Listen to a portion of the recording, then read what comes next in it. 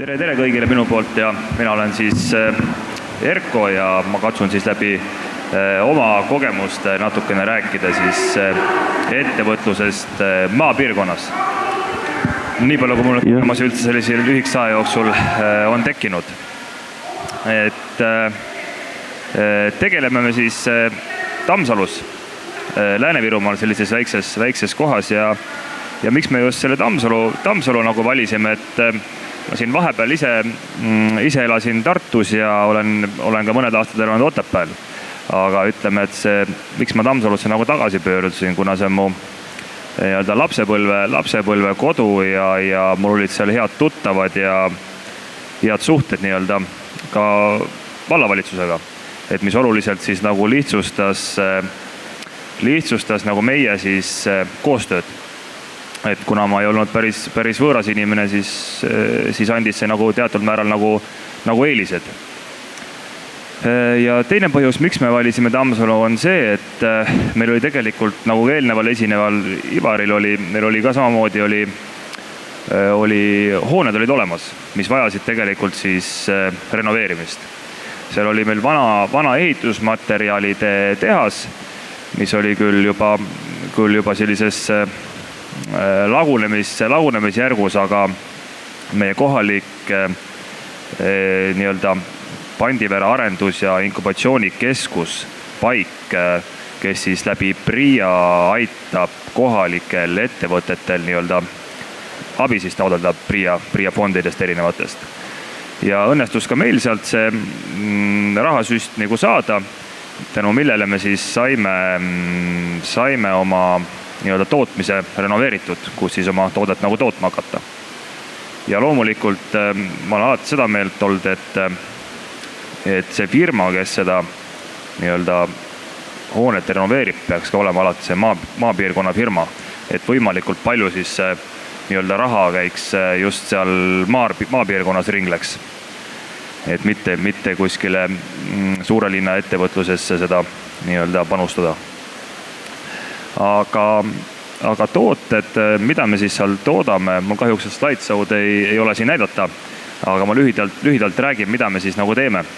Et me toodame puidust ribiripplagasi ja teine toode on meil alumiiniumist kipsiluugid.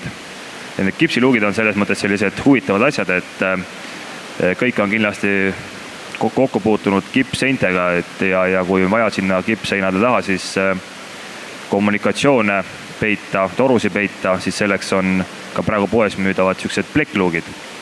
Aga meie kipsluuk on siis selline, mis esmapilgul nagu silma ei hakkagi, et ta on kipseinaga täpselt ühe tasapinnaline ja jääb ainult selline kerge huugivahe, kuhu siis peale vajutades see luuk avaneb. Ja seal taga on siis kas elektrisüsteemid või mis iganes veetorustikud, et kõik kannatab nagu seina taha peitu panna, et mitte midagi nagu silma all ei oleks. Ja kus me siis selle mõtte peale tulime, et sellist toodet nagu tootma hakata, et omal siis partneriga, kellega me koos seda asja nagu ajame, tema on kunagi neid asju tegelikult paigaldanud. Ta on ühes firmas olnud tööl, kus neid asju paigaldatakse ja siis meil tekkis mõte, et miks mitte ise nagu proovida midagi välja mõelda või arendada. Eks see esmapilgul selline nagu katsetamise ja vettippamise nagu meetod oli, et ei tea, mis sellest asjast nagu õigest nagu välja tuleb. Aga tänaseks ma arvan, et me oleme väga rahul, et me selle nagu asja nagu ette võttisime, kuna on näha, et just sellisele puidule on nagu huvi olemas. Et just huvi olemas meie põhiklientide seas, kelleks on arhitektid. Et ettevõtja on pigem mitte meie vaenlane, vaid selline mittepooldaja, kuna see puitlagi iseenesest ta ei ole odav. Ütleme, et kipslage saab kindlasti soodsama hinnaga. Aga ta on ikkagi loodussõbralik ja tal on niisugune omamoodi nagu välimus olemas. Ja siis ütleme, et miks siis seda toodet just toota maapiirkonnas, kui on ka võimalik seda teha linnas, kus oleks olnud lihtsalt võtta võtta ruumid rendile ja kolida oma tootmisega linna. Aga miks me seda ei teinud, oli sellepärast, et kuna me ise olime mõlemad pärit sealt Tammsalust ja me nägime, et iga aastaga aina rohkem ja rohkem jääb siis nii-öelda vanu hooneid, vanu talle, vanu sigalaid unarusse. Ja siis me leidsime, et miks mitte, et kasutada võimalust üks nendest nagu korda teha. Et mitte see nii-öelda väikevalla pilt nii koledaks ei muutuks. Et praegu me teame, et igas külakohas on väga palju selliseid lagunevaid vanu sigalaid. Ja siis me otsustasimegi, et teeks mitte midagi uut, vaid midagi vana teeks siis uueks. Ja seda teed me nagu läksimegi, et ei soovinud ära minna, vaid soovisime vana laguneva hoone nii-öelda korda teha. Ja kui ütleme, et tootmisest endast nagu rääkida, et kui keeruliseks see siis nagu maapiirkonnas läheb, siis ma arvan, et ega olulist vahet tegelikult ei ole, et kas sa teed oma toodangut maal või linnas. Et mina tegelikult leian just plusspoole siin nagu selle toote tootmiseks maal. Et mul on oluliselt, kui ma enda seisukohast võtan, siis mul on oluliselt rohkem aega tegeleda selle põhiprotsessiga. Et kui ma linnas peaksin siin mööda linna ringi sõitma ja sebima, siis ma arvan, ma selle põhitööga nagu ei jõuakski teha. Et seal kaob selline, kuidas öelda, ma katsun leida seal nagu alternatiive, siis mismoodi siis oma nii-öelda asja vähe kompaktsemalt ajada, et tänapäeval on maapiirkonnas on interneti võimalus olemas, et telefonid on meil kõigil olemas ja klientidega mismoodi sa ikka suhted, kui internet, telefon, koostad hinnapakkumisi ja samas ma saan seda teha kõike seal samas tootmises, et ma saan ka silma peal hoidma siis sellel tootmisprotsessil.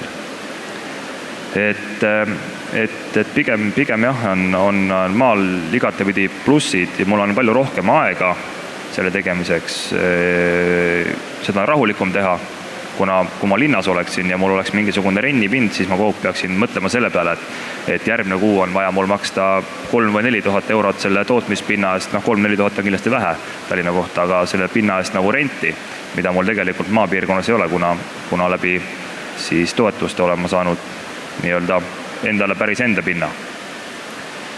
Aga ütleme, et tööjõu suhtes maapiirkonnas seda probleemi meil pole tegelikult algusest peale kunagi olnud. Et kõik see piisav tööjõud on meil seal samast lähedalt nii-öelda, kas siis mitte Tammsalu vallast, vaid kas siis Väike-Maarja vallast võetud või et aga tööjõu nappus tegelikult meil maapiirkonnas ei ole. No loomulikult, kui nii-öelda selliste arvutitega seadistatav ööülite taha ja nii-öelda pressiaparaatide taha päris sellist suvalist inimest, ma ütleks, et kohe nagu lasta ei saa. Aga samas meil seltskonnas on kõik noored hakkajad inimesed, kes on valmis nagu õppima. Et ma leian, et noor inimene suudab oluliselt kiiremini õppida kui vana oskustööline. Et tänapäeva tehnika on ju teadupärast tohutus arenemiskiiruses ja seal on omad rohkem tööd juba arvutitega, et põhimõtteliselt see enam kuskil nagu nuppu keerama väga ei pea enam ise, et kõik programmid ja seadistamised tehakse hommikul kontoris ära ja töömees vajutab nuppu ja läheb öövel tööle.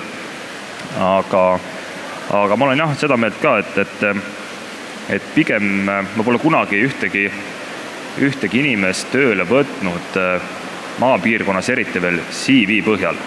Et kui me hakkaksime CV-s näpuga järge ajama, et kus otsida kogemusi, et kellel nüüd on see kogemus või kellel ei ole, et siis tõesti me ei pruugi seda õiget inimest üldse leidagi. Et ma leian, et tuleb anda kõigile võimalus. Peaasi, et inimene on ise asjalik, valmis õppima ja siis ega seal rohkem midagi keerulist ei olegi. Et ega see CV nagu siis seda mees tegelikult seda tööd tegema ei pane. Et tegelikult paneb tema ise nii-öelda, tema enda motivatsioon seda tööd tegema. Ja kui me suudame oma inimesi piisavalt motiveerida siis on ka nemad selles mõttes hakkajad, et suudavad meile seda head nii-öelda tööteenust ka pakkuda. Et motiveerimise koha pealt kindlasti maapiirkonnas tuleb inimesele, ma leian, et mida meie nagu kasutame, missuguseid asju, et see tööl käimine võimalikult lihtsaks teha. Et lahendada see tööle tulemise nii-öelda tulek, kas ta tuleb siis autoga või ta tuleb bussiga, et paraku on selline, et kui on maapiirkonnas, ega need bussiliine aina vähendatakse, et ega enam varsti ma arvan, et naaberkülast bussiga ei saagi tööle tulla. Aga oleme leidnud lahendused, kas siis tööauto on ajal või jah, et kui tööauto on, siis hommikul üks mees kogub siis kogu meeskonna kuskilt kokku ja tuleb koos nendega kõik koos kambas tööle ja õhtul kõik koos siis kodelt lahkuvad. Et ma olen alati mõelnud, et mida rohkem sõpru või selliseid üheealisi on meeskonnas, seda parem. Et kui nad on, ütleme, kõik seal 30 eluaastates, nad alati nagu suudavad üksteist täiendada, neil on rohkem selles mõttes sellist ühiseid jooni, tekivad töö juures kindlasti vähem probleeme, vähemalt ma ise olen niimoodi aru saanud asjast. Ja ütleme, et niimoodi ta minu arust võikski nagu välja näha. Ja ütleme, sükest maapiirkonnas ettevõtte, kuidas siis ütleme, et mina soovitaks, millest nagu alustada. Loomulikult peab kõigepealt olema hea mõte. Siis inimene, kui mõtleb, et mul on mõte olemas, aga kus ma nüüd piisavalt seda raha saan või kus ma leian need inimesed või et seda nagu mõtet siis ellu viima hakata. Ega ta tegelikult et ilma rahata paraku suurt midagi teha ei saa. Et siis ma soovitangi kindlasti leida abi igasugusest fondidest, abi leida ka vallavalitsuse näol või maavalitsuse näol. Ja see abi kindlasti on võimalik. Kui ise oled selles mõttes hakkaja ja suudad nendes inimestest või selles siis nendes inimestes huvi tekitada, kes seda siis nii-öelda raha jagavad, siis on kõik teed selles mõttes selle koha pealt küll nagu lahti, et kõik on nagu võimalik. Aga lõpuks, kui siis jõuda siis sinnamaale, et seda toodet nagu toota, siis ma arvan, et selle nii-öelda õige tooteni jõudes on hästi palju sellist katsetamist ja proovimist, et meie puhul ka algus ei olnudki niimoodi, et me nüüd joonistasime paberi peale, et selline see toode meil olema saab, et see peab kohe selline olema. Lõpuks me tegime seal ikkagi 10 erinevaid muutusi, me katsetasime, proovisime, me suhtlesime siis oma klientidega, meie klientideks, kelleks on need arhitektid, et mismoodi siis nemad seda nagu toodet siis tahaksid nagu näha. Sest ikkagi, et klient on nagu öelda seda kuningas ja klient on see, kes siis seda toodet nagu hakkab tarbima. Meie puhul on arhitektid siis. Ja lõpuks siis me koostöös oma arhitektidega leidsimegi sellised tooted, mis siis nagu meeldivad neile ja mida siis mis võiksid ka kliendile siis nagu meeldida. Et aga sinna maale jõudes, ütleme, me oleme paar aastat seda katsetanud, enne kui me üldse sinna nii-öelda õige tooteni nagu jõudsime. Aga kui võtta siis veel, et maapiirkonnas, enne kui Ivar mainisin, et tõesti, et selles mõttes on natukene nii-öelda materjali, tarned ja igasugused vajalikud varuosad, et nende nii-öelda tarned on maapiirkonda natukene raskemad. Aga tänapäeval on hästi lahendatud, et erinevatel ettevõtetel on kõigil sellised nagu, kuidas nimetada, remondibussid. Et neil on iga nädal ütleme, et kui meil läheb näiteks pressil mingisugune peakatki, siis me ei pea hakkama seda meeleheitlikult kohe ise nagu kuskilt minema tooma või otsima, siis helistame sinna ettevõttesse, kus me selle pea varem oleme soetanud. Nendel on selline iganädalane, tavaliselt see on juba kõigis ettevõtetes, iganädalane selline remondiring, kus nad siis on inimene, kes sõidab mööda Lääne-Virumaad ringi erinevates ettevõtetes ja sina esitad tellimuse ja tema toob selle järgmisel nädalal juba või paari päeva jooksul oleneb, kui kiire sul on. Et toob seal juba kohale, et selles mõttes ise nagu kuskilt seda otsima ei pea nagu minema, et kõik on ikkagi tänapäeval hästi nagu lihtsaks tehtud, et ju eks kõik tahavad oma toodet nagu müüa ja kliente leida, et siis nad üritavadki samamoodi ise ka nagu vastu tulla. Ja muidugi nüüd väikses maapiirkonnas, ütleme niisugust ehituspoodi, kus tõesti vaja mingisuguseid vidinaid ja jubinaid on vaja, et seal on nad loomulikult palju kallimad. Aga ma olen ka sellise põhimõttega, et ma kindlasti, kui mul midagi väikest vaja on ja ma tean, et ma seda maapiirkonnast sealt ehituspoest leian, siis ma kindlasti ostan selle sealt ehituspoest. Kuna sellega ma ka toetan samas seda nii-öelda ehituspoodi ja tema nii-öelda arengut ja tema nii-öelda äri, et ma suunan oma raha siis pigem sinna maaehituspoodi kui mõnda suurde linnaehituspoodi. Aga paraku ongi see, et ega väiksest ehituspoest alati õike nagu ei pruugi saada ka. Ja ütleme niimoodi, et maapiirkonnas ma selliseid väga nagu, ütleme tegelikult ma ei leiagi selliseid valukohti, miks ei peaks inimene minema maapiirkonda oma ettevõtet rajama, vaid ta peaks seda tegema linnas. Ma leian ainult pigem seal plusse, et mul oli endal ka tegelikult võimalus vahepeal oma tootmissuurust, ütleme, kindlasti 10-kordistada, aga see oleks tähendanud seda, et me oleks pidanud oma ettevõtmiselt maalt tooma siia linna lähedale. Aga me loobusime sellest, sellepärast, et meie selline missioon või visioon nägi ette niimoodi, et me igal aastal, me ei võtagi suurt ampsu korraga, me igal aastal üritame nagu kogu kasvada, et me üritame kasvada koos selle väikse vallaga, kus me siis toimetame. Et ka nendel on huvi, mida rohkem ettevõtteid seal on, seda seal ka piirkonna inimestel on parem elu, seda vallal läheb paremini, et me üritame siis ikkagi igal aastal natukene kasvada, ja rohkem töökohti nagu luua, et seda nagu maaelu siis võimalikult hästi arendada. Ja nagu ma enne ka ütlesin, et kogu aeg tuleb selliseid häid fonde ja asju juurde, kust siis oleks võimalik nii-öelda lisakapitali taodelda oma ettevõtte rajamiseks. Et see, et kui inimene soovib ettevõtet rajada, tal raha ei ole, tegelikult see ei ole takistuseks, et on palju selliseid investoreid, kes on kindlasti huvitatud, kui sul on hea idee, kes on kindlasti huvitatud sulle nii-öelda õla alla panema. Ja et selle mõttes investorid sa ei pea minema ka ise kuskilt otsima, et kui sa pöörud juba valla poole, siis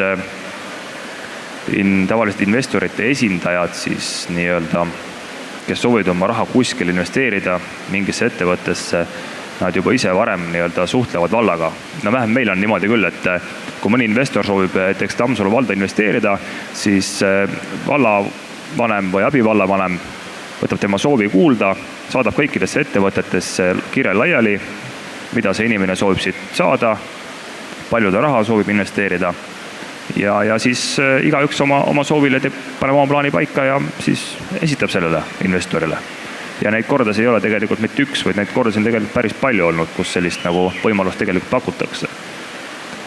Ja ma ei oskagi selle mõttes midagi muud öelda, et ma vaatan, et tegelikult ma olen suuresti nõus eelneva esineja Ivariga, et tegelikult need asjad suuresti kõik nagu kattuvad, et nii meil kui tema ettevõttel. Et näiteks need võimalused on kõigil olemas. Et see, et kui sa nüüd ei ole mingisuguse suure ülikooli haridusega või ütleme, et sul ei ole mingit head CV-d või et sa arvad, et sa ei oska või nüüd seal maapiirkonnas seda ettevõtet rajada, siis tegelikult see ongi tegelikult suur katsetamine. Et minu arust sa pead lihtsalt proovima, et vähemalt siis on lõpuks süda rahul, kui sa oled proovinud ja midagi välja ei tule. Aitäh!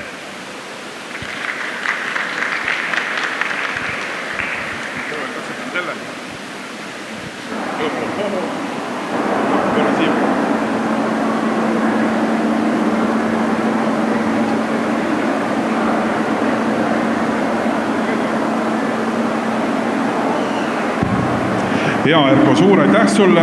Mul mõned küsimused tekkisid kaasu juttu kuulates ja me võiksime natukene rääkida sellest või sa võiksid ise natukene täpsustada.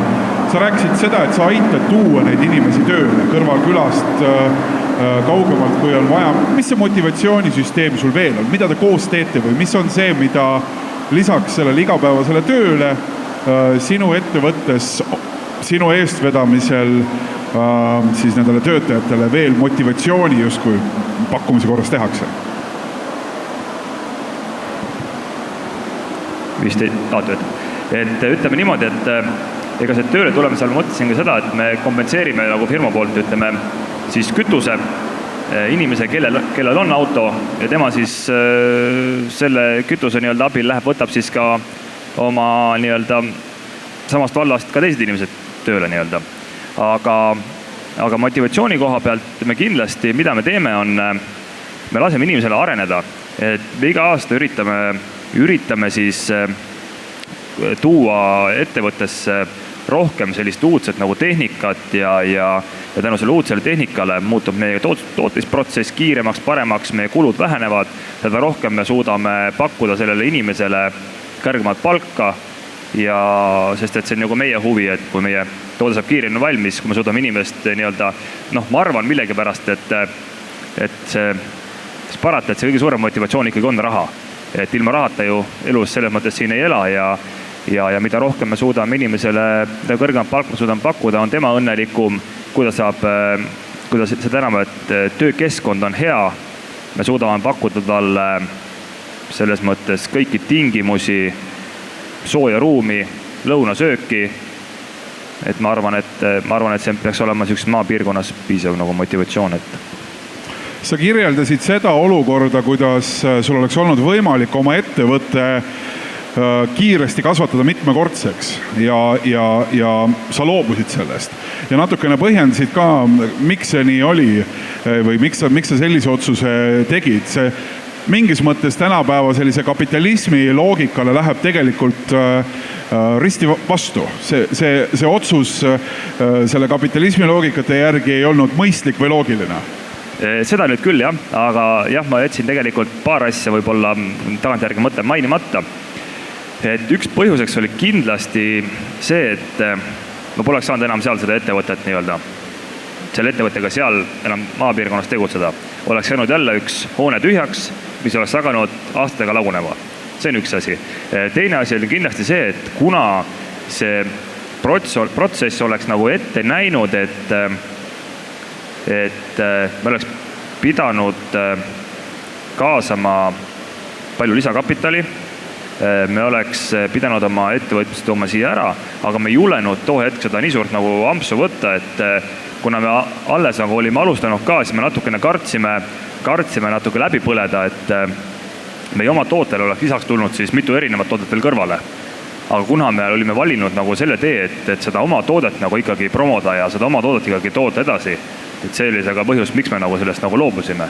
Et üks asi oli kindlasti ka see, et ma ütlen, et kartsime nagu liiga suurt ampsu korraga võtta, et tuleb riskida, aga tuleb riskida mõistlikult. Mis see sinu ettevõtte selline konkurentsieelis analoogsete kõrval on? Ma ei tea nüüd konkreetselt, kas neid kipsist luuke Eestis teisi toodetakse või mitte, aga ma tean kindlalt vastust, et maailmas ju ometi toodetakse, et Hiinast võiks rahulikult kipsiga täidetud konteineri siia tuua ja aastaid ilmselt seda siin müüa. Aga ikkagi sinu tootmine on olemas, sinu äri elab, sellel on potentsiaali või võimalus kasvada. Mis see siis on, mis sind unikaalsena turul hoiab? No tegelikult ütleme niimoodi, et kui Hiinast ütlemegi tellida neid luuke, see on võimalik täiesti, aga see eeldab tellida terve konteineri täis neid, sest vähem ei ole mõtet, kuna see siis hind lõppkokkuvõttes muutub kallimaks tegelikult kui meil. Kui me alguses hakkasime tootma, siis me vaatasime tegelikult protsentuaalselt on Hiina toodang 30% odavam kui meie oma. Aga kui sinna nüüd selle konteineri täit ei telli, sest et konteinerisse mahub mitmeid tuhandeid neid luuke.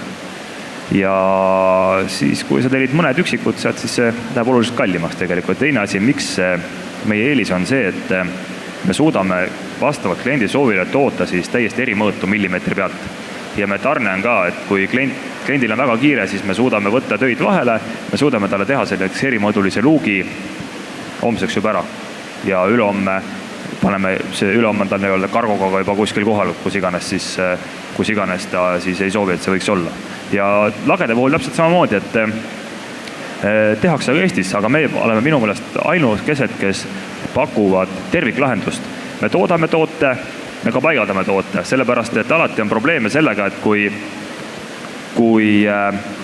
me toodame toote, viime objektile, siis paigaldajad, siis on niimoodi, et lõpuks on see, et kus on mingi moodul alla kukkunud või kus on mingi viga saanud, siis hakatakse selgitama juba seda, et kes siis sellest süüdi on, kas on paigaldaja või meie. Aga siis vastutame kõigest meie, on tellijal oluliselt nagu lihtsam.